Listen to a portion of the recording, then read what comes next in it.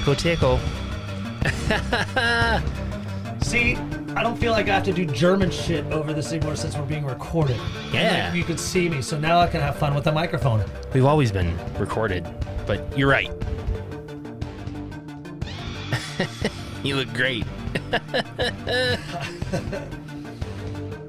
So, here we are. Hi, and Andy, the first thing I want to tell you is happy 150th. Happy 150th. I mean, I really mean it. Yes. Yes. Thank you. This is technically our 150th movie, dare I say? Yeah. We've done way more than 150 episodes. At SlashU. Welcome to SlashU, everybody. 150th episode. Woo, we are wearing tuxedos. Yeah. Oh, no, we're on camera. They can tell if I'm lying now, but they can't tell if I'm wearing pants or not. No, that's the two shots still high enough up where, you can't see if we're wearing pants. I am not. For this 150th episode, Yeah. what a pleasure it has been recording so much with you, Andy. I can't believe we started this jaunt 4 years ago. Yep. And here we are, 150. You have your iced coffee. I got my Diet Dr. Pepper. Yes, a lot has changed in the 4 years. Quite a bit. Yeah. I love Andy tattooed on both nipples. Both nipples. Both nipples. Just semicircle around. You still won't have dogs? Yes. Barking upstairs? Plenty of dogs you will hear throughout this 150th. I won't probably slur as much or burp as much as some of those previous episodes where... Yeah. So we have grown. We have... Matured. Not too much, though. We are still pretty cinephile. We're cinephile. Yeah, we're full-blown experts. Because it's been 150. Wow. You know? I feel old. It is, we really didn't plan it. We've been doing a lot, but yeah. I think it's great to start this 150th with a song I wrote for you. Okay. Wow. You ready? You didn't plan it, but you wrote a song. Yes. Bring it. Okay, here we go. Let me hear it. It started in 2020. Horror movies there were aplenty. I saw a friend by the name of Andy. I said record. He said absolutely. We started SlashU on a whim. And then when I looked over at him, I knew that I had picked the best co-host with the most. Wow. Thank you. That was for you. Yes. I love it. I love it. Yes, 150 here. A lot of surprises are going to come out of this episode. No. Are there a lot of surprises? Yeah, sure. Oh, okay. One or two surprises. The surprise is there aren't very many surprises. Special guest. Just kidding. Would you rather Ooh, I've missed this. Go on a date paid for by Michael Myers, or would you rather go to a Hootie and the Blowfish concert with Jason Voorhees? So the date's paid for by Michael Myers? I'm on the date with him. You're on the date with him. I'm on the date with him. You don't have to pay for it. Yeah, he's paying. We're just doing like dinner and a movie, or just dinner. Just dinner, and I just get to know Michael Myers. Yeah, it's a romantic dinner. Okay, but not like in a weird way. It's just romantic. Candlelight. It's like romantic in the way like that we do every week, where we talk to each other. Sure. So it's that kind of. It is. It can be emotionally. Uniting with him, or a great Hooting the Blowfish concert, maybe some like microdosing with Jason Voorhees. I think I'd rather go to the concert with Jason Voorhees. Yeah, I mean, I'm not a huge concert live music guy. I just don't like crowds very much, but for some reason I think that would be a lot of fun. I bet people would look your guys' way. I'd go, dude, guys, at the Hootie the Blowfish concert, and you're dating some guy. Like you would be like the famous, like after the paparazzi would be outside. Well, who's this mystery date with Jason Voorhees? We might also like get some front row access too, as people run away screaming from him. Oh my God, it's Jason! This one's going out to Jason and his date. I only want to be with you. Only want to be with you. Hey, but you know why I brought that Would You Rather up, Andy? Why? Because I feel like this one we're doing today, in honor of the 150. Is one that has been viewed by many, many people. Not so obscure as the ones we've done in the past, like Sledgehammer, Good Burger. Right. Like this one is like well known. This is a mainstream slasher movie. This is a mainstream slasher movie from 1980, 1 hour 35 minutes. Friday the 13th. Woo! The original, the OG Friday the 13th. The Kang, as I like to say. He's the Kang. Now, some people, Andy, are going to say Michael Myers is the Kang. Yeah. And that's another vote we might want to take to the people. I agree. That's probably I'm good. personally Team Jason. You are Team Jason. Yeah. All right, I'm Team Edward. No, that's the Twilight. Oh, I kind of got me for a second. I was like, Team man. Edward. No, I guess I don't have enough experience watching the Friday the 13th, of which there are plenty. But I've watched this one several times now, and I've probably seen Halloween and the other Halloween movies more than Friday the 13th stuff. That's my point with the Michael Myers thing too is that I have to bring in, like, does the Rob Zombie Michael Myers count? And I vote yes. Mm-hmm. Oh, sure. That's another thing that could stir Because there's people's a Jason emotions. remakes, you know. Yeah. That's another, like, you know, like people say Rob Zombie. We've talked about that before on this podcast. So. Yeah. But as the unofficial Kang of cinephile Nick Bankhead's rad killer, Mr. Voorhees. Jason's the man to you. This is like, I mean, seriously, the sound that Yeah, this is one that started a lot. Yeah, I just wrote that too. It's so funny you brought that. There's something about Jason that, you know, that I blame him as being the king because they're the tropes. Don't get me wrong. Michael Myers was a serial killer in 1977. I mean, it was 3 years before this movie, but he was just going after what Rob Zombie said was a sister. Yeah. You know, but whatever. It It was weird just fascination with Laurie Strode. this was like camp, but also this was, you know, we're not spoiling it. The mom's the killer. Yeah, the first one. Jason's not even the killer. No, right. and it's pretty rad that a female, you know, killer. Don't get that a lot. Yeah. And she's off the rails, man. She is. It's great. She plays crazy so well in this movie. Even for the brief, 8 minutes near the end that she's in it? A little bit more. But you know what I'm saying? Like, she comes into the movie, like, right near the end. Yes. We'll get to it all. But and she nails, like, this total whack job. She only did the role because she needed a new car. No kidding. Yeah, she was like, "This is the stupidest script. It's never going to go anywhere." And Yeah. now, of course, Holy smokes. she has taken that back because of the iconographicness. Iconographicness. I Iconic. cannot agree. Man, we're smart. Iconography. Iconography. The icon she became Yes. out of this movie, Yes. and you know so much because she does make a brief appearance in the second one as well. Okay. But this started off so much, you know, the camp, the killer, the boobs. Yep. This movie, Andy, is like the birth of Jesus. Whoa. Bold statement from my co-host. Oh, wait, is that? But I mean, not Jesus in the way of like, I mean, well, I don't really believe in babies, but like the birth of You like don't believe in some... babies? Oh, or baby Jesus. I don't believe in babies. Babies don't exist. But it is like the birth of something that Yeah. started the... I get what you're saying. Okay, yes. Yeah. It started a lot. It led to a lot of things. This movie is like... Similar to how 2,000 some odd years ago, there was a baby that was born and it started off this whole thing. Some might call it awesome. Others might call it not so awesome. But yeah. So, Oh, yeah. Well, Yeah. anyway, this movie is like the birth of Muhammad. No, Sure. I don't know. Like, it's like the birth of something rad. Birth of Buddha. Yeah. Yeah, Or any birth- other. Yeah. I birth- get what you're saying. It birth- spawned a lot of stuff. Yes. Yeah. And that's why I'm excited to get into it. You know, this is 150. We really have to bring our A game. We have to bring know. our humor. We have to bring cinephiliness. Yep. You know, maybe even a little flash. Oh, man. It's going to get us pulled off YouTube. Just kidding. Would it? Oh, I don't think it would. We're this far in. Yeah. People So- just watch the first 3 minutes and it counts as a watch. Or Are you? whatever. I mean, yeah, that's good to know.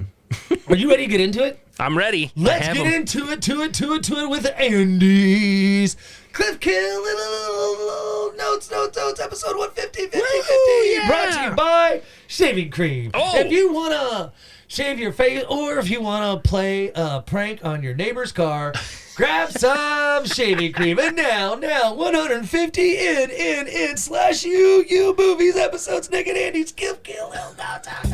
Is his head gonna explode? We don't know.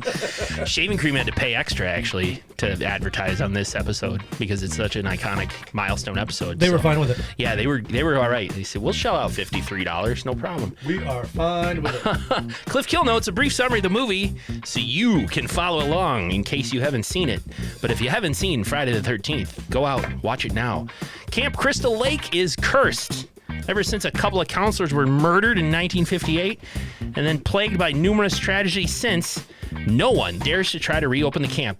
The locals have even dubbed it Camp Blood. How original. Because of how dangerous they believe the camp is. But we've got Steve Christie. He's got dreams of opening the camp again, and he's enlisted the help of several counselors to help him fix it up and open it up. Fix up and open the camp. But it's all true. Turns out it's all true, Nick. The camp does appear to be cursed.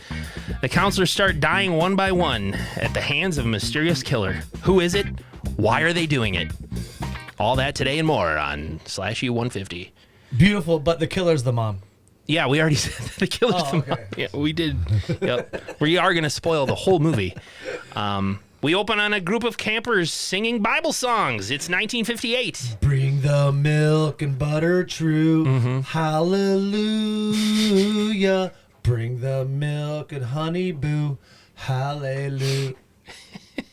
Yes, that's kind of how it goes. They're all sitting around with their guitars and a fire. And they're fiery libidos. I mean, they're hormones. Oh, yeah. I mean, there's boners and juices all around that beautiful camp. So this is counselors. Yes. And all the campers are asleep. Yes. Because we do get a quick POV of someone stalking the camp, looking at the campers. Kids sleeping. Yeah, sleeping. But this is 1958, by the way. Right. And so what this tells me is that after all the campers go to bed, the counselors sit around in a ring and sing Bible songs. Yeah, this Christian instead camp. of just...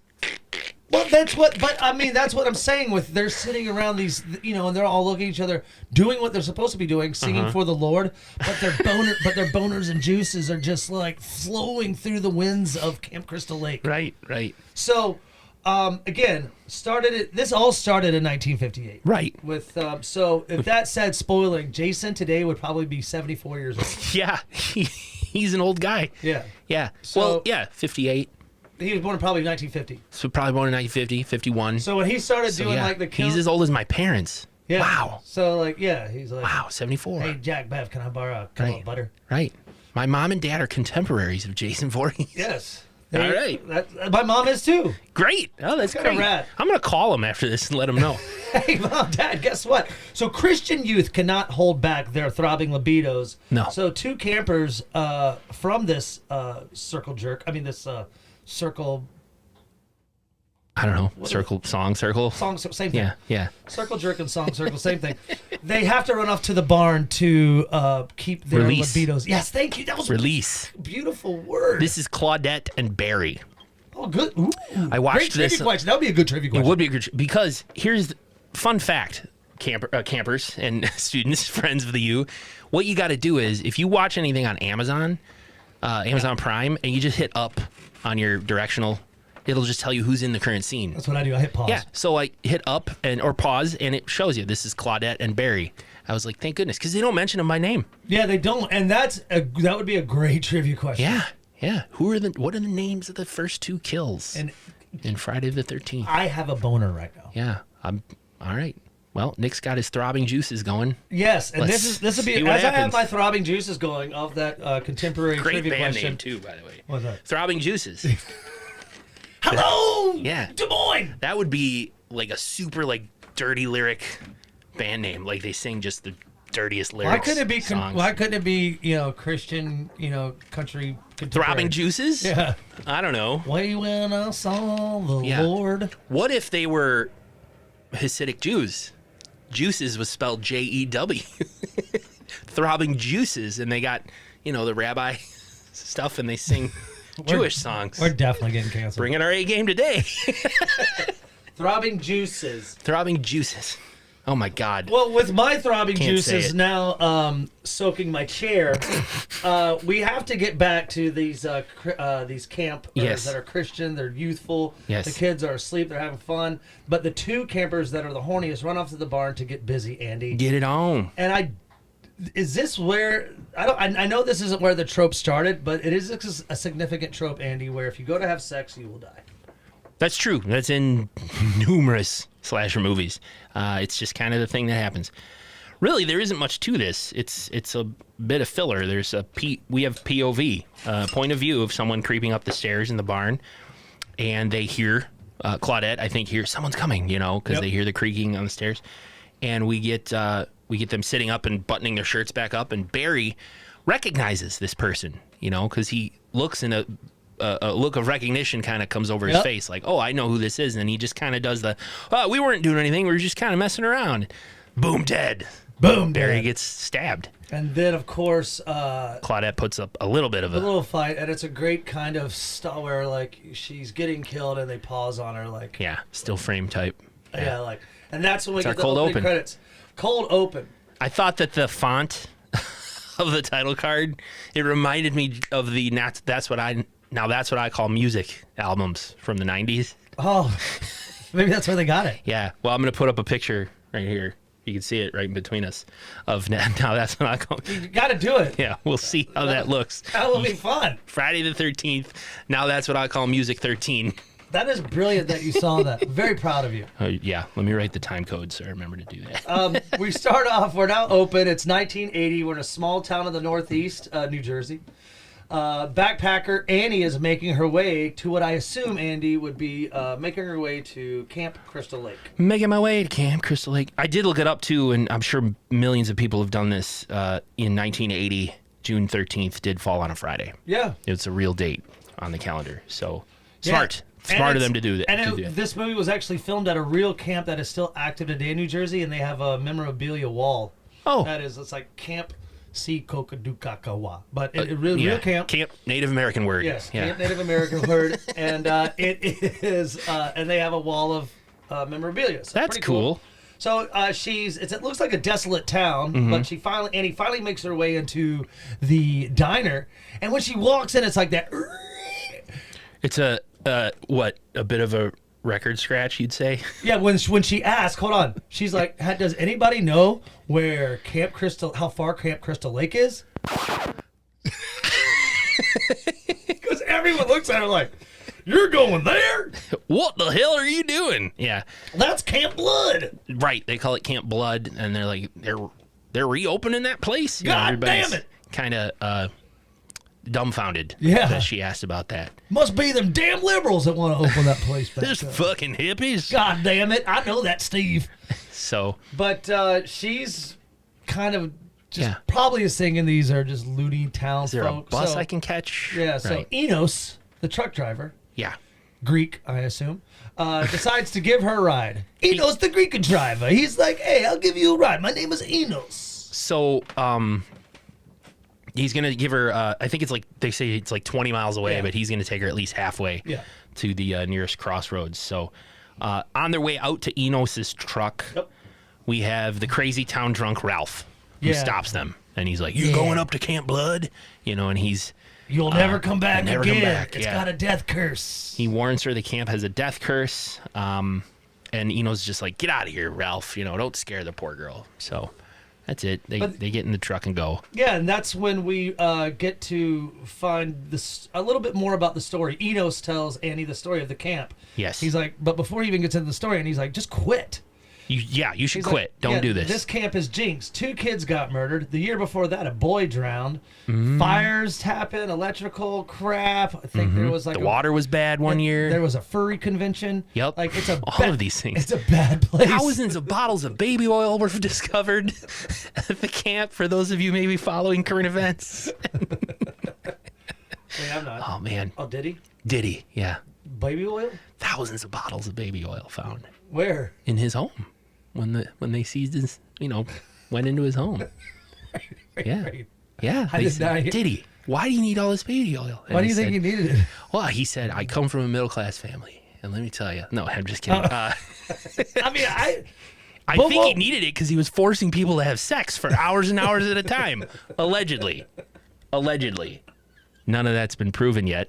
Allegedly. I don't want to get sued. Can I ask a serious question, though? Please. We'll divert from the movie for a moment. Yeah. Yes, because, I think everyone wants to know. Right. What was baby oil really from?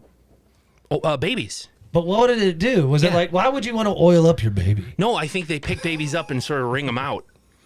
And they collect the oil. How whale oil is made from whales, right? Wait. Right? Isn't olive oil come from olives? Baby oil. I mean, I'm following the logic here. Baby oil comes from babies. I just got a visual of someone wringing out of the baby. Yeah, the babies are fine, because their bones haven't hardened yet at that point. It's still. For real, why would you need to oil up the baby? I think it's a it's good band name too. Oil up the baby. Oil up the baby. Why do you need to oil up the baby? That sounds more like a single that Throbbing Juices would record. Hey, we're Throbbing Juices. This is our first hit. Oil up the baby. Oil up the baby. Gang chicka. Oil up the baby. Gang chicka. Do it true. But seriously, why would you need to? But for real, all joking aside, why would you need to oil up a baby? I don't have kids. You don't have kids. No. We've never cared for an infant. Thank goodness.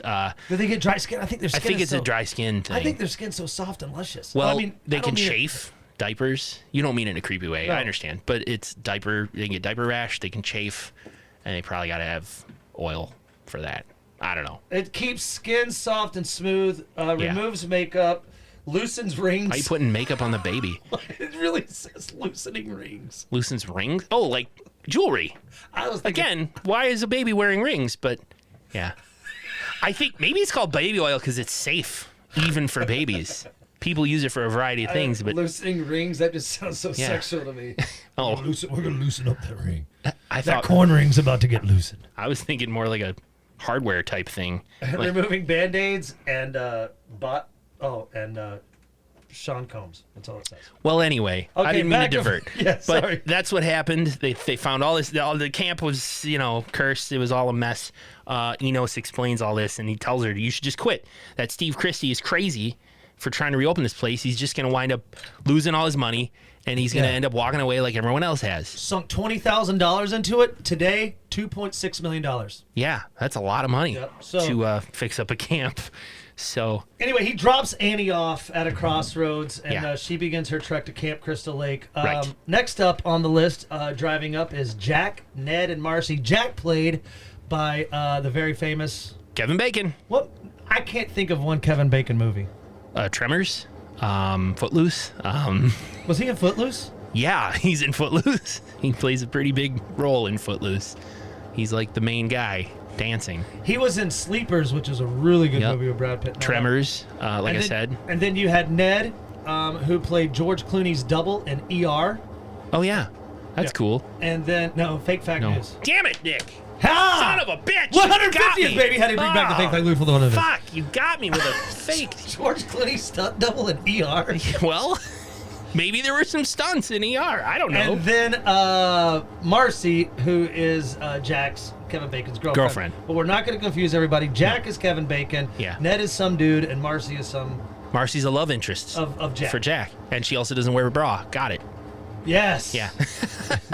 Yes. Yeah. Yeah. Stereotype. It's a stereotype. The girls don't wear bras and you can see their nips.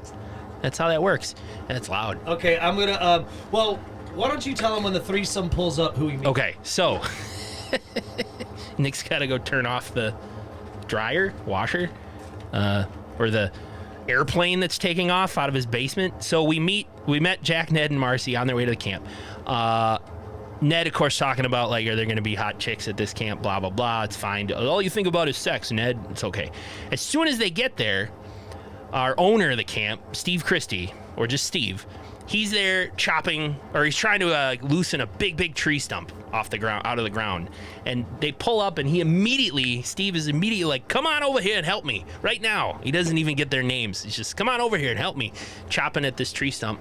And they tip it over, and Steve Christie wearing jorts, jean shorts, and a red bandana around his neck and no shirt. He looks like every dude in a power pop band today. like I play in a band, and it's kind of like power pump emo. He's mustache, glasses, frizzy hair, skinny, and he rides a unicycle and likes IPAs. So he makes them help him get this stump out of the ground, and then they shake hands. Hi, I'm Jack. I'm Marcy. I'm Ned. Yeah. So, and we meet Alice as well. Is she Steve's assistant and lover? Ex. I think they're ex lovers. Because she's also, from what we find out later, she's also a wonderful artist. Right. She does drawings. And I don't know why that's important, but not. you must know that Alice is a fucking...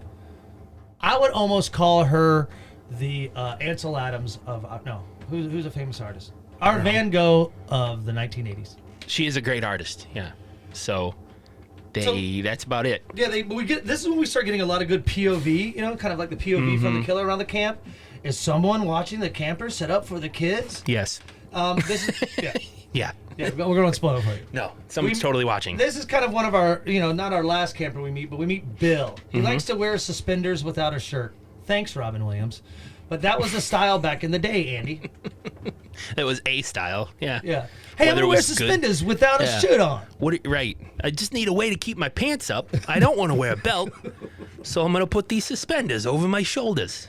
And I don't need a shirt. It's fine. Maybe if I wore a shirt and tuck it into my pants, the pants would stay up because there'd be that extra padding.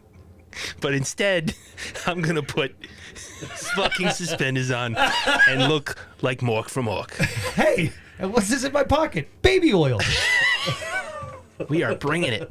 Man, I feel like it's our first episode all over again. Oh, God. So, they also loosely mentioned that Annie hasn't shown up yet. Yeah. Everyone's here except Annie, who's going to be cooking that summer. She's not here yet. Steve, our unicycle IPA drinker, camp leader, has to take off in his Jeep for some supplies. Got to go to town. We meet Brenda, too. Yeah, Brenda's setting up the archery course. Oh, yeah, this was a fun part. Yeah, this was a really fun part. She's setting up the archery course, and remember our buddy Ned? Yeah. He thinks it's a good idea to shoot an arrow inches from her abdomen to impress her. Hits the target right next to Brenda. Right next. I mean, if he would have been, Andy, if he'd have been 3 inches off. Right. Yep. If he would have been a huge penis off. Good thing Brenda. He would have. He would have nailed 3 her. inches? Huge. He would have nailed her in the abdomen. It's a good thing she turned her head to look at that chart. The arrow just grazed her ear. Oh, man. No, I first saw that and I was like, what the fuck is this guy doing? He could have killed her. Exactly. Or at least seriously injured her. Hit her in the abdomen with an arrow. But instead, he's like, hey, look, I'm a great shot. He's showing off. Yeah, and I think you're cute. Yeah, and I thought, is that going to come back to play later in the movie, that Ned's an amazing archer? But it doesn't. The archery course does. Yeah, the archery course does, but Ned being able to shoot an arrow so close to a living person without hitting him doesn't come up again. This is, too, a time in history when cultural appropriation wasn't deemed too cringe. So, so anyway, Brenda gets over it and they flirt. Yeah. And this is when we cut back to Annie, who's still trying to make her way to camp. She got that last 10 mimiles to cover. Luckily, though, Andy, she's picked up by someone in a Jeep. Someone in a green Jeep stops, picks her up. We don't see the driver. A little bit of a point of view from the driver's point of view, picking her up. No conversation either. It's just Annie talking to this person. Yeah, like annoyingly. Like, I don't think it's gonna, like she's just in the driver. You could just I always imagine love working the driver. with kids. Yeah. But I noticed too that they kind of like sped up the edit to make the Jeep look like it's driving sporadically, or really quick, faster. Yeah, quickly and jerky. Oh, like it's just like the tape was sped up. Yeah, like to show that the Jeep driver is kind of unhinged. Okay, that's kind of like my cinephile nutbag kind of telling me what's going on. But I just kind of noticed that in the 2 quick edits of the Jeep. Well, the Jeep goes past the turnoff for Camp Crystal Lake, and Annie is like, "Hey, I think you missed the turn back there. Maybe we should stop. Could you please stop?" And the driver doesn't stop. Yeah, so speeds up. Yeah, so eventually she has to jump out of the damn Annie just Jeep. bails. Yeah, she's like, deuces. It's going 40 no miles bag. an hour. She's like, forget my bag with all my, Yep. Gonna just tuck and roll. My papers, my shitty weed. My paper. She's probably got shitty weed because 80s was a classic shitty weed. Like if you got good weed, it's like, hey, I got the Acapulco Gold. Well, she just bails out into the ditch. Obviously injures her ankle at least. Another trope, walking away from a killer with an injury. Yep. So the driver stops the Jeep, backs up, and begins to chase Annie through the woods. Yeah. Yeah, as she's limping, crying to get away. Hey, I'm going to ask you this because I think it'd be fun to do it on 150th. Do you have a dick shot kill? I do. Mine too. I have one too. Okay, great. What is yours? Wait. It's the other one. Okay, good. Yeah. Well, just do this. I will. When we're going to do We'll it. signal each other. Signal each other.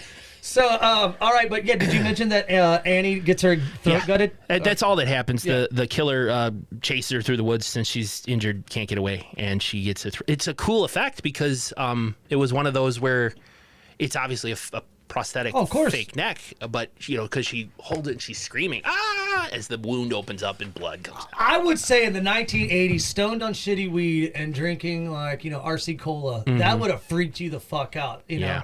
Because you got to think of 19. You're taking your 17-year-old date, and you're 36, and you're taking your 17-year-old date to a movie in the 80s. Right. And that would have been a creepy ass shit to see. You know what I mean? I agree. So that after I kind of agree with Andy that it's a good segue because we head back. It's a later afternoon back at the camp, and our campers are just kind of frolicking, having fun in the lake, taking a break, go swimming. I have to mention that Kevin Bacon looks really damn cute in his little bikini bottoms. He has like a banana hammock, like really really short. Pulling it off pretty well. Yep. You know, I'm not. Let's go ahead. Must have been a warm day. Maybe. Yeah, because there were a lot of shots where it's like the lower half is like one of Brenda's head, and then the upper half is like a really good close up shot of Kevin's bacon. Yep. More POV of someone watching them from the woods. They're setting up piers. Yeah. Boat docks, piers, piers, the docks. Yeah. And like Andy said, is someone watching them as the POV notes? It's like someone. You see a hand pull back a branch. Yep. And this is kind of a the fake drowning to get attention. Ned fakes like he's drowning. Everyone's freaking out nowadays. It would be a fake trope, but back in the '80s, with everyone being on coke and listening to the fallout of disco, it was an easy prank to pull. So he just really wanted to commit basic sexual assault. Yeah, because they pull him out of the water and Brenda bends down to give him mouth to mouth, and he puts his arms around her and starts kissing her. Forcefully holds her down to keep kissing. Where it's just like, stop it, which was only the defense for, it seems like, for women back in the day. Yep. Thanks Sexual for coming assault. to my... So they all laugh at Ned stealing a kiss from Brenda. Stealing a kiss. Hey, I just like you. Later. Yeah. Later. Alice is changing in her cabin. There's a snake. Yep.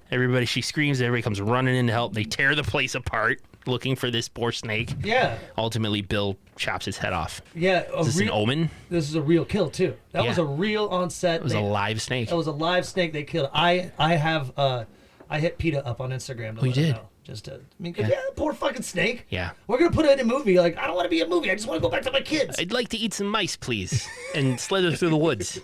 I just don't want anything to do with your big Hollywood movie. Sorry, snake, you're going to be in this movie, and we're going to chop off your head. And you're going to die. This is a snuff film for snakes. Friday the 13th. It's a snuff film. Snakes put it in and watch it on Christmas, and they're like, it's a snuff film. Oh, no. It's our friend George. You've never known that Friday the 13th, the original, is a snuff film for snakes. Yep. I know now. So, like, snakes watch this because they like to watch their own kind die. Not the first snake we've seen get killed. There was another movie. I don't remember what, but I will put it right here. Right here. Where a snake got killed. It was an Italian one. Pieces? I think it was that one had the school for girls, and they were all. You remember how we joked? It was the school for attractive white females. Oh yeah. English school, and there was a snake that got killed in that one. So, but on the kill count, Yeah, the snake should, because it was 11. Yeah, so I'm not gonna lie. So PETA will be contacting Tom Savini shortly. The next scene is one of many curiosities. But before I get into that, this is filler. Yeah, I'm getting Ned and Bill mixed up quite a bit in this movie as I first started. They do and look I've watched it a lot. They do look a lot, but we have a cop and cultural appropriation. It's just a cop like saying, "Hey, we're looking for someone," or Ralph. Pulls up on his motorcycle. And then Ned's like, I think it's Ned. It is Ned. He's dressed. He's a headdress, Indian headdress, and he's doing a And the cop's like, "Hey, Tonto, can it?" Yeah. You guys are getting high up here, smoking the ganj, the reef, the hashish. Right. He comes down hard on him. Hey, where have you been? You in outer space? Yeah. So it is. That's a great call, Andy. It is kind of just basic filler. What do you hear? That maybe setting up to think maybe is Ralph the killer. Right. The cop's looking for Ralph. We hear he gets drunk and gets disorderly, and he spends a week in jail. And we heard he was up here. It's a circle. So Officer Dorf. Officer Dorf has to take off because something else is. Sarge calls him out to investigate another moment. Yeah, go back to town or whatever. Meanwhile, back in the kitchen, Alice is prepping food because obviously Andy hasn't made it. Didn't show. Yeah. And she discovers Ralph hiding in the pantry, and with a bunch of tomato sauce. Besides eating it, Andy, what are some other things you can do with tomato sauce? It's a good substitute for baby oil. I don't know. Make spaghetti. If you don't have baby oil, go to tomato sauce. It helps with skunk. When a skunk sprays you, take a tomato sauce bath. There you go. It's an old urban legend. I don't know if that works or not. I've heard furries also spread it on their genitalia area to reenact, like, licking yourselves. You really took it to a place, but okay. But no, I read that. Jesus. So that's why I asked the question. I'll link to an article. I'm just kidding. I won't. No, but he's just he's in a pantry, and he comes out telling that they're at Camp Blood and everyone's gonna die. He's a messenger from God. You're all doomed. This place is cursed, etc., and so forth. He gets on his bike and rides away. Into the winds. Hard to ride a bike drunk. I mean, I don't know from personal experience. I watched people do it. When I was in college in Colorado, I was drunk on my mountain bike and I fell over and broke my collarbone. See, I just don't think it's something that's a good idea. Yeah. I'm sorry that happened to you. Thank you. I'm glad you've recovered. I feel like it's nice to share on 150. Yeah, I agree. The counselors are making a grub, disappointed that Annie's not there because she is the cook and a woman. They are looking. I'm joking, obviously. Yeah, it wasn't. They didn't say it, but they were thinking it. Yeah. Well, I mean, Brenda and Alice. This is a woman's job. She should be here. I pay my taxes over here. Yeah. Remember, they're all in New Jersey. Remember? Yeah, you get to touch boobs and you get to watch them cook. Yep. So the generator, Andy, it's like, let's go check it out. Oh, because it's getting dark. Yep. It's getting late in the day. I remember Alice was futzing with a light bulb, and that's when Bill said, like, oh, we got to maybe check out the generator. So Jack and Brenda and Bill go turn on the generator. That's about it. Yeah. Early evening has fallen. Yep. And Jack and Marcy are frolicking on the banks and flirting. Touch each other in gentle romantic spots along their body. Gentle touches that scream for the romantic enterprises of young love. Aw. Poetry. Yeah, Ned is alone and walking the banks, trying to find a good place to masturbate, and hopefully doesn't get caught by the killer. I said Ned watches Jack and Marcy from afar, wishing that he had a girlfriend. Oh. Yeah. I thought he was looking for a place to jerk it. Maybe both. Maybe bloke. But what happens? This is Don't Fuck in the Woods too. As Ned walks away, which we will cover. As Ned's walking away, he catches a glimpse, just a quick glimpse of somebody walking into the boathouse, and he's like, "Hello." He didn't see who it was. We didn't see who it was as the audience either. But we know he saw somebody turn around and walking into the boathouse, and he calls after the person, "Hello," and Ned decides to go check it out. Yeah, I'm gonna go investigate over here. Yep. Which is, maybe someone's lost, or maybe it's Brenda. Right. Wink, wink, tickle, tickle. Maybe. Sniff, sniff. As the sun sets, a storm is brewing along the eastern slopes of the lake. Jack and Marcy, talking about the oncoming thunderstorm. So they decide that, hey, we need to go find a cabin so we don't get wet. Well, at least one of us doesn't get wet. Hey-o. Hey, over here. My name's Nick. She does talk about. I don't know if there's any significance, but she says how she used to have a recurring dream about thunderstorms when she was a kid. It's raining really hard. It keeps getting louder. And then the rain turns to blood, and the blood washes away in little rivers, and then the sound stops. And then we get the effect here. So Jack's like, let's go. It's going to rain really hard. Well, yeah, that's actually kind of maybe a commentary. Foreshadowing? A foreshadowing commentary. Yeah. They go back to the cabin and start to get busy. They disrobe. They touch. So romantic.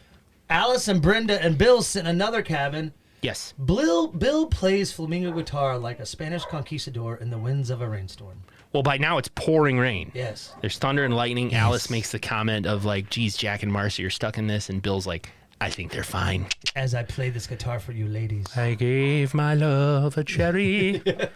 After the beautiful performance, they decide to play Strip Monopoly. Brenda suggests to play Strip Monopoly. Hey! If I were Bill, I'd be like, yes. That's what I said. Don't even question Bill it. is with, it's like Three's Company, but in Friday the 13th, it's one dude and two girls. Yep. So he's like, all right, I'll go get a joint and some Budweiser bottles. Correct. And so we cut back to Marcy and Jack, Andy, and penis and vagina. Oh, they're just having sex. Yeah, and on the bunk above them, Ned is there with his neck ganked. He's on the top bunk. The camera slowly lifts up to reveal on the top bunk Ned's dead body with his throat cut. So Ned is dead. Off-screen deaths. There's quite a few off-screen deaths. Yeah. In this movie. But I mean, again, 1980. I don't know how far they could push it for the Motion Academy. That's true. Like what's going to be rated if it gets too much. Like, was this R? Yeah, because did the MPAA exist? Yeah, rated They R. rated movies They back rated then? movies back then, 100%. That's like it was in the 80s, I think, late 80s when PG-13 came out. Okay. But back at the Monopoly game, weed and beers are flowing. It's my kind of party, like Andy said. And then it's kind of sweet, like we know like some people are having a really fun, time and that, kind of promiscuous. But then we're back with Jack and Marcy, a romantic moment caught at Camp Crystal and Lake. His hand is on a boob. We get to see boob. But because of their lovemaking is over, she has to go pee. Yeah, so she gets up to leave. Yeah. There's no indoor plumbing, which again, No. I thought that, she has to actually go to an outdoor, which is still, Yeah, that makes sense for a camp. Yeah, There's like a bathroom building Exactly. that has toilets, sinks, shower stalls. Yeah, exactly. I Separate mean, I building. didn't, but it's just kind of like, so, she's not just like stepping in, to another room. She's Right. leaving the cabin. So she leaves, and Jack lays down in the bed by himself. Yeah, I'm gonna put on some music. I'm gonna light up a joint. Or I'm just gonna light up a joint. Right. And wait for my girl to get back. But then we cut back to the Monopoly house. Bill, Alice, and Brenda. Bill is still pretty lucky. Yep. And ladies from the 80s, tops are starting to come off.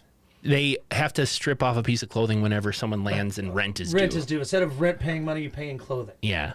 So back with Fun Jack, way to play Monopoly, finally. know. Yeah, jeez. It took 44 years, and we finally find out a great way to play Monopoly. Back with Jack, he's waiting for Marcy. Like I said, he's lighting up a joint. It's kind of what you do. Yes. He notices blood drip on him. Yeah. From the top Up bunk. above, And yeah. so as he's kind of looking at it, I think he's kind of realizing it. Wait, is this blood? From bottom of the bed, a knife comes through. It's an arrow. An arrow comes through. The bottom of the bunk through his neck, like all the way through his neck, just gutting his neck, and that is my Dick kill. shot of the week. Shot of the week. Kill of the week. Dick shot. Kill of the week. Dick shot, kill of the week. Dick shot 150. Yeah, Dick shot 150. So I liked it because that was a kill that was talked about for many years and is still probably talked about today. Yeah. Like what is probably one of the most cinematic kills that happened in a slasher movie. It was Kevin Bacon got gutted because probably surprising. I bet that really made the audience go. This movie was made like on a $55,000 budget or something really small, $550,000, Okay. and it grossed like millions. Oh, I'm sure. It's So- probably still making money today in some places. Yeah, back in outside of Belgium where I like Miami Vice. We just get Friday the 13th. Yeah. Yeah. Where they're 30 years behind everybody. No, 40 years. God. But yeah, that's it for Jack. Yep, he is now dead. But Marcy finally, Andy, has made it to the bathroom. Meanwhile, yeah, Marcy's in the bathroom. She looks like she's being stalked too. She's in the stall, doing her business, and we know from the a ground level shot of someone opening the door and begin stalking through the bathroom. Marcy hears someone, calls out for Jack. Is that you? Yada yada.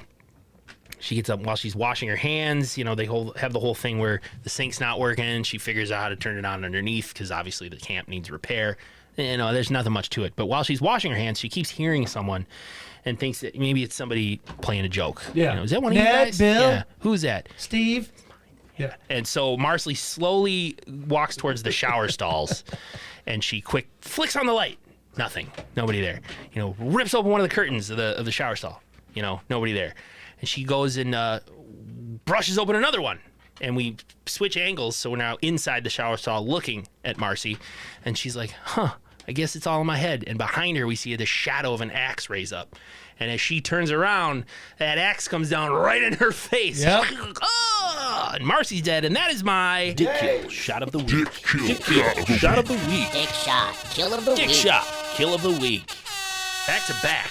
Back to back. I think if you were wine students, you'll hear Andy go, "This is mine. This is mine. Yeah. This one's mine. Because we didn't tell each other Before." So, another great, honestly, practical effect for the time. Yes. An axe lodged in her head. I know, because also when they kill the snake too, it's a machete, and so I'm kind of I know you can't do Easter eggs before a movie, but I kind of wonder if they were like when did the machete go? This is like this because what is Jason Voorhees known for? His killing With the machete. Yeah. Yeah. So I just kind of thought that was cool, but yeah, this is this is the death of Marcy and Bill Jack back Right. to back. Everybody is about to get nude at the Monopoly party. We're back to the Monopoly God party. dang it! This is what sucks to me because everyone is in their panties and the wind blows open, the rainstorm blows open the door, and everyone's like, "Well, I guess we should call it a night because my windows might be down." If I was Bill, I'd be like, "Fuck that!" I know. Brenda's like, "Oh, I just realized my windows are open." Everybody is like, I mean, I don't know. I'm not trying to sound like but it's kind of like they were almost there. I know. Bill should have been like, I'll run shut him. I'll run shut your windows. I'll be right back. And we'll keep playing. 5 seconds. Right. This will take 5 seconds. I'm already down to I have my shirt off. What big deal if I go get wet a little bit? Stay here. I'll hold on the door. I'll just run out, shut your windows. I'll come right back and we'll keep playing. But he didn't do that, unfortunately. They just decided to call it a night, and everybody is going on their other way. But I want to mention this. We go back off campus. We do. And we're at the diner. Yeah. Steve is finishing up his coffee with generic diner and generic waitress. Yeah, she's behind the counter like Flo, like, "Hey, Steve." Flirting with him. Yeah, what's your tab? A night on the town. Yeah, he's like, "What do I owe you?" A night on the town. You're so cute. Yeah, I was curious because the tab was $2.25. $2.25. $2.25, and he left her $3, and she's like, "Here's your change, 75 cents." He's like, "Keep it." 1980, 75 cents today would have been a $3 tip. On a $15 bill or a $12 bill? I mean, so if you figure 75 cents is like $3, that means the tab would have been 3 times 3 times 3 or $9. Yeah. So he left her $3 on that. Nice. So I mean that's good. Yeah, 33%. Yeah, that's a pretty good tip. So so 75 cents that's it's a good thing we've dwelled so long on that. Well, I mean, I was curious because I've been in the service industry. So sure. It's a 33% tip. Steve leaves the diner and back at camp, excuse me, friends. Right. Brenda has made her way to the bathroom, I guess, to get ready for the night. Andy, I feel like she thinks someone is watching her. She's in the same bathroom where Marcy just got murdered. And there you Brenda, go. There you go. Brushing her teeth. Someone is lurking in the shower stall because at one point she looks over at the shower stall and doesn't see anyone. And when she turns back, we, the audience, see like a hand coming around the curtain a little bit. So someone is in that shower stall, but Brenda doesn't see it. She just gathers her things up, brushes her teeth, and leaves. Yeah. Back to Steve on the road, driving to the best of his ability. Yeah, it's mechanical issues. The sheriff pulls over to give him a ride, pretty much. Right. So Steve is trying to make his way back to camp. Pretty much, I think, letting the audience know back in the 80s that I don't think Steve could be the killer because he's obviously been off campus. He's been off the whole time. Could it be Ralph? Oh, yeah, I know. Could be Ralph because Ralph's been predicting their deaths this whole time. So maybe Ralph is like, "Fuck you, I'm going to kill you," you know, but we already said the mom's the killer. So multiple times earlier in the episode. But as the storm moves on, Brenda sits alone in her cabin trying to read a book. Creepy, Andy, she hears a little boy call for help. That was super creepy. Yeah. Help. You hear like a child like, "Help me." I can't do it. And it sounds way off in the distance. So Brenda being the good person she is. Totally. She gets up, grabs her flashlight, and goes outside to look. And it's pouring rain. Not even say, "I'm going to put on a rain jacket first." Nope. Still pouring rain. So we kind of hear like "Over here, please. Somebody help me." Yeah. And Brenda's kind of like, "Hang on, I'm coming." You don't know where she's at. No, she's stumbling around the camp. Dark, Right. It's super dark. But we continue to hear like "Help me. Please, over here," etc. and so forth. Oh no, did the recording stop? Did the 2-shot stop? Might be full. Memory card might be full. We'll rely on these 1-shots. We got these right here. Yeah, over here. So the I'm talking so everyone can see my boobs. Okay, I'll stop talking. Go ahead. She stumbles around the camp, continuing to hear the voice, and suddenly the spotlights flash on. Boom. It's revealed that Brenda's on the archery range. And I thought she was just going to get riddled with arrows. I did too. That would have been, I did too. Because it was so close. It was like a callback, Right. I thought as well. But she can't see who turned on the lights, but she says, like, "It's not funny anymore, you guys. It's not funny anymore." And we cut back to the cabin where Alice and Bill are, and we hear her scream. And Alice is by herself, and she's kind of like, "Huh? What did I?" But she sits down and sort of futzes with the guitar a little bit. Yeah. And then Bill busts in, and he's like, "Yeah, I don't know what's going on. Generator's fine." Or what? Yeah, I think he went to... he went to go check on the generator and to see fine because she's like, "Generator's okay." And she's like, "But I heard a scream and the lights at the archery range were on and now they're off." Yeah, and so he's like, "Well, you know what? Let's go check. I'm going to go check around the campus." She's like, "Can I join you?" He's like, "Yes, but let's put on our rain slicks. Yes, smart, because it is Yeah. still pouring rain. The more you know. So this is an interesting part because they go to several places. Yeah, Bill and Alice, they're calling out for Brenda at her cabin. They find the axe in Brenda's bed. Bloody axe in Brenda's bed. Yeah, that would have been like a big. I would have been like, this ain't cool. Yeah, I would have been like, let's get the fuck out of here. They pound on Jack's cabin door too. No one's in there either. They search the bathroom, and then Alice is like, we should just call somebody. So they go back to like the office building, but they have to break in because it's locked.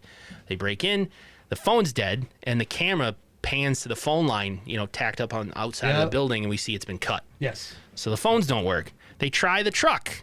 It doesn't work. It doesn't work. Shocking. All these great tropes. Tropes that are in so many movies after this. I know. Which we love. It's like the Bible of tropes. It's still pouring rain. Alice suggests, let's just hike out right now. Let's just leave. We'll go. But Bill's like, let's just wait till Steve gets back and we'll use his Jeep. Don't worry. It'll be fine. Yeah, I'll go check on the generator. So we make sure. So we cut to the sheriff and Steve driving back. And at this point, it's where they are, probably several miles away. It stops raining. Yeah, he's like, the rain's letting up, and and they're continuing to drive until the sheriff gets a call about maybe like a partial flood. There's a car stuck. 3 people are involved. Yeah, the sheriff was explaining Friday the 13th, but there's also a full moon. We got crazies all over the place. Yeah, it's so bullshit. This is when he gets the call. So he's like, Steve, unfortunately, I got to go help some people. I'm going to drop you off here, but you're at the close. driveway. Yeah. Yeah, he was close. So And Steve, it's quit raining, so Steve's Right. dropped off, and the sheriff takes off. So Steve hikes up the main road, right up to the big main camp sign. The Camp Says Crystal Camp Lake, Crystal the infamous Lake. Camp Crystal Lake sign. That we love. And all of a sudden a light comes on, blinding, hitting him right there. Like, oh, he's like, who's there? And Steve recognizes who it is. Hey, what are you doing here? What are you doing out in this mess? And then then like you see his eyes open up because obviously his stomach has been gutted. He gets stabbed. He gets stabbed. Back at the main camp, what seems to be this topsy-turvy generator has died, and we are completely in the dark. It's a POV of someone walking into the generator building. Yes. And all of a sudden the camp goes dark. Dark, yes. Bill and Alice are the only ones left, Andy. So, Bill and Alice, they're back Alice, at yes. they're back at whatever cabin they were in, and she's laying on the couch, and he just says like, I'm gonna go check the generator again because the power is obviously just gone off. Why don't you stay here and try to get some sleep? So Alice falls asleep. As Bill goes back, he fumbles around with the generator a little bit, checks it. It's got gas in it. Everything seems fine. I don't get it. We cut back to Alice just as she sits up, screams, Bill! And wakes up, and she's all nervous. So this is a little bit drawn out here. Yeah, it is. I fast forwarded, but she grabs her lamp. She goes to the kitchen. She starts making coffee. She just seems nervous. And so she ends up grabbing and going out to look for Bill. She goes out to check, like Andy said, check on Bill, who's working on the generator, see what's going on. She finally gets to the generator, opens the door, and calls his name, but looks to the left and sees him, like literally pinned to the door with arrows. Dead. Yeah, she's like, well, it was. Mrs. Voorhees must be a damn good shot. He shuts as she's shutting that building door. Yeah, Bill's on the other side. Yeah, so of course, now she realizes that something Something's up. very bad is going on. She is alone. She takes off. She runs to the house. Yeah, and she tries to seal herself inside. Yeah, she's kind of wondering what to do. I think because she knows the cars are dead. She knows that now that Bill's dead, that everyone else probably is dead. Because It's funny, clever too, how she tries to secure the door. There's no locks on the door, so she takes a rope and slings it over the rafter and ties it to the door so somebody can't open the door. What's that beeping? Is that your washer? Oh, it might be. Okay.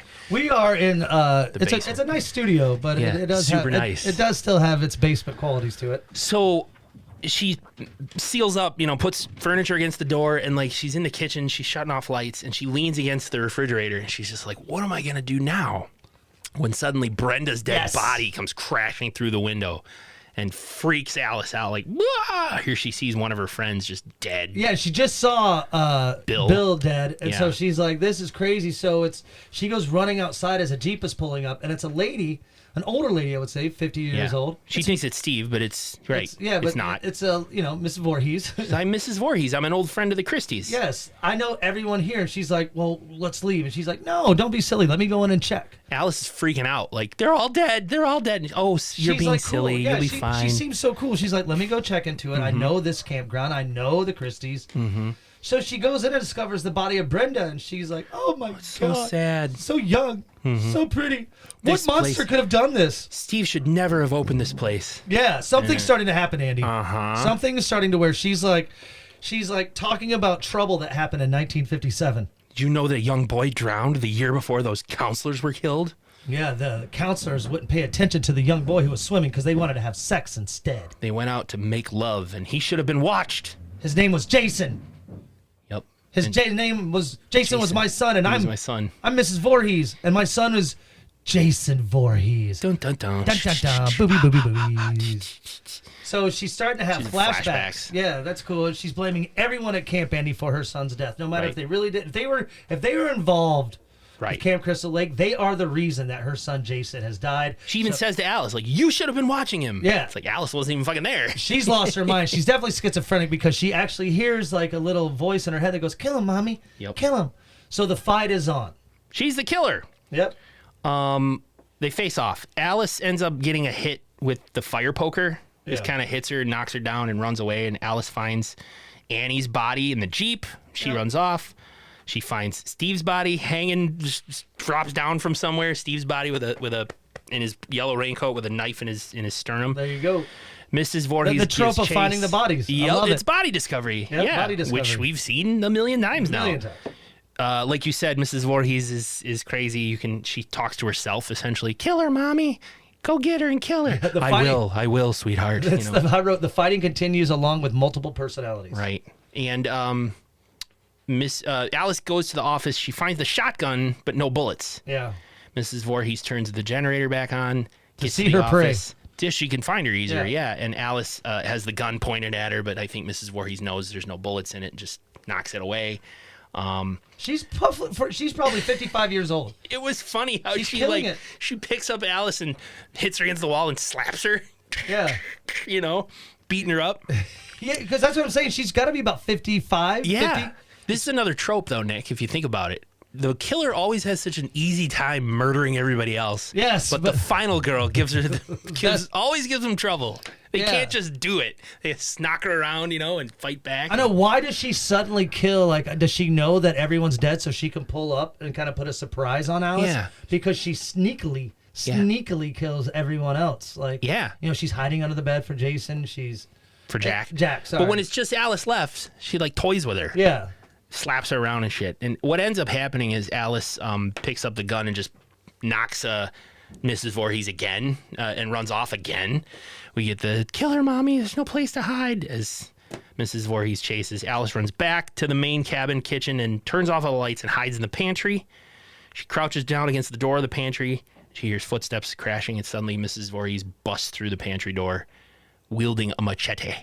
Yeah. A machete, where Alice ends up knocking her down with a frying pan, and apparently thinking she's dead because there's like blood from the coming out, yeah. back of Mrs. Voorhees' head, and Alice walks past the body down to the water, sits by a canoe, and then sees the reflection. Shadow. Yeah, I love that shot. The reflection behind her. Of Mama Voorhees. Mama Voorhees sneaking up on her, and they end up just another struggle in the dirt.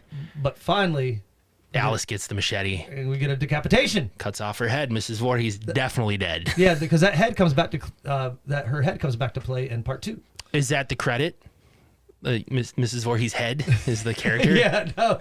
The I mean, actress because played- they actually come back. They have flashbacks. You know, like when you do a second movie and that you're like, why is that person who's dead? Yeah. In the second, because it's a flashback usually, Yeah, and that person is usually. playing something. So Alice gets a canoe and floats out into the lake. yeah, the next morning comes. The music is serene. The lake is calm.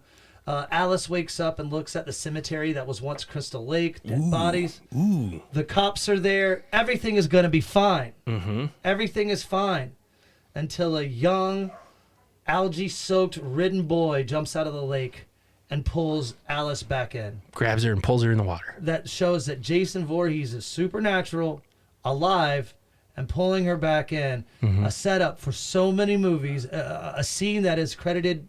That scene lives on in so many horror minds of the museum. A lot of pop culture Yeah. references to it. And that is when we roll credits.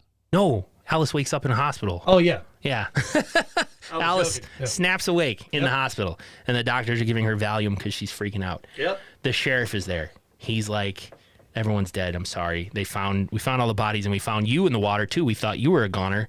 And she says, but where's the boy? The one who pulled me into the water. And they're like, boy, we didn't find any boy. We searched the whole lake. And Alice is like, well, that means he must still be out there. As we crossfade to the water, the lake, a shot of the water as some bubbles hit the surface. Then we roll credits. Yeah, I was obviously joking about the. Yeah. So Jason must be supernatural. We know he is, because there's no way he'd still be a boy if he was really alive for the last 30-some years. 1957 to 80. He lived on the bottom of that water. I mean, because even when they were like, do you want to do a second one to the director? He's like, absolutely not. That's Sean Cunningham, director. That's a stupid premises. There's no way. And now when they interviewed him later, he was like, worst decision I ever made. Yeah. As he's filling fries up in a McDonald's drive-thru. Oh. Yeah. He won't fries with that. Yeah. In honor of the 1980s, on a scale of 3 shitty, stimmy, seedy joints to 7 shitty, stimmy, seedy joints, what say you? Oh, the joints are laced with semen.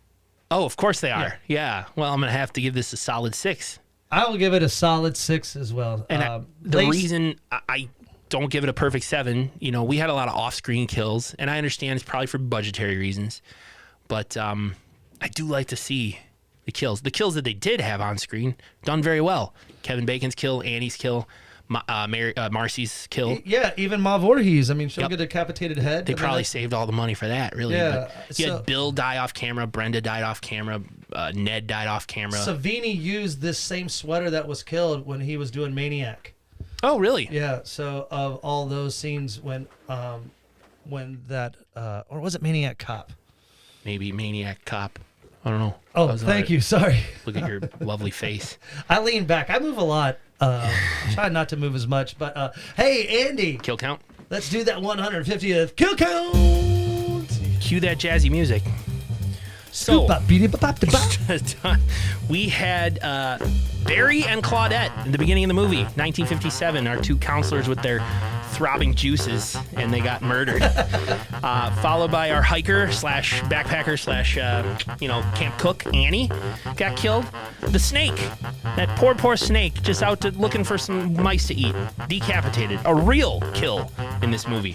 Ned, the clowny clown racist Indian, imitator Ned, killed off camera. Yeah. Jack, Kevin Bacon, your dick shot kill of the week. Followed by Marcy, my dick shot kill of the week. Axe to the face. Brenda killed off camera when the floodlights hit her at the archery range. Steve, the head counselor, owner of the camp, got killed. Kind of off camera, I guess, but he's dead. Bill, also killed off camera. Arrows pinning him to the door. We're up to 10, and then Mrs. Voorhees, the decapitation. That's 11. a good, And I'm glad you counted the snake. I did count the snake. Yeah, very important. We usually count animals when they get killed in these movies. Hey, let's take a quick break and talk to everyone about what's coming up next week. That was a fun-ass movie. Fun-ass movie. That's why, I'm glad we picked that one for 150th. I know we always said we wouldn't do, that was a popular one. I think this one, hopefully we'll get some good traction. And that's why I think it's a good idea of what we're doing next week, Andy. Yeah? Yeah, I think it is. Next week. You don't remember? I do remember. Do you want me to say it? Or? No. I think it's a good idea to do the remake. Yes. From 2009, 1 hour 37 minutes. Yeah. Friday the 13th. The cinephile in me really wants to compare the two. So we're doing the remake next week. Friday the 13th, 2009. A group of young adults visit a boarded-up campsite named Crystal Lake, where they soon encounter the mysterious Jason Voorhees and his deadly intentions. So Jason is the killer in the remake. Yeah. Not his mom. Derek Mears is the one who plays him, who's a very good... Nice. Very good, what am I saying? Good Jason? Good Jason, yeah, along, of course, with Kane. It's cool. Ryan Hansen is in this one. He was also known for Party Down. He played kind of like their hair, but he's been in some stuff. So looking through the cast should be fun. Mm-hmm. Really, I think that's going to be a great one. It just kind of goes natural with what's going on. Episode 151. 151.